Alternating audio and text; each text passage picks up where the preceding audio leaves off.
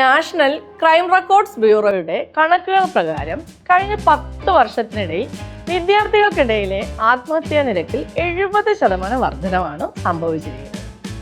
നമ്മുടെ കുട്ടികൾക്ക് എന്തു പറ്റി എന്ന ചോദ്യവും ചോദിക്കുന്നതിന് മുന്നേ ഒരു സമൂഹം എന്ന നിലയിൽ നമ്മൾ അവരെ ഫെയിൽ ചെയ്തോ എന്ന മറുചോദ്യം ഉന്നയിക്കേണ്ടതാണ്.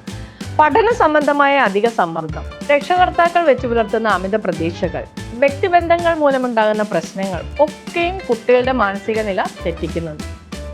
കുട്ടികളുടെ ഇഷ്ടങ്ങൾക്ക് പ്രാധാന്യം നൽകിയിരുന്നെങ്കിൽ, അമിത പ്രതീക്ഷകളുടെ സമ്മർദ്ദത്തിൽ അവരെ ഭയപ്പെടുത്താതിരുന്നെങ്കിൽ, ഒരു പ്രശ്നം വന്നാൽ കുറ്റപ്പെടുത്താതെ വഴക്ക് പറയാതെ അച്ഛനും അമ്മയും കൂടെ കാണും എന്ന തോന്നൽ അവർക്ക് ഉണ്ടായിരുന്നുവെങ്കിൽ, കൃത്യസമയത്ത് മനഃശാസ്ത്ര വിദഗ്ധരുടെ സേവനം ഉറപ്പുവരുത്തിയിരുന്നെങ്കിൽ, ഈ കുട്ടികളൊക്കെയും ഇന്ന് സന്തോഷത്തോടെ അവരുടെ സ്വപ്നങ്ങൾക്ക് പിന്നാലെ പോയേ.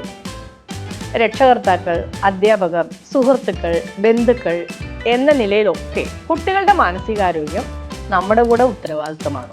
കുറ്റപ്പെടുത്താനോ ഉപദേശിക്കാനോ പേടിപ്പിക്കാനോ നിൽക്കാതെ പുതിയ തലമുറയുടെ മാനസികാരോഗ്യത്തിനായുള്ള മാറ്റം നമ്മളിൽ നിന്നുകൂടി തുടങ്ങാം.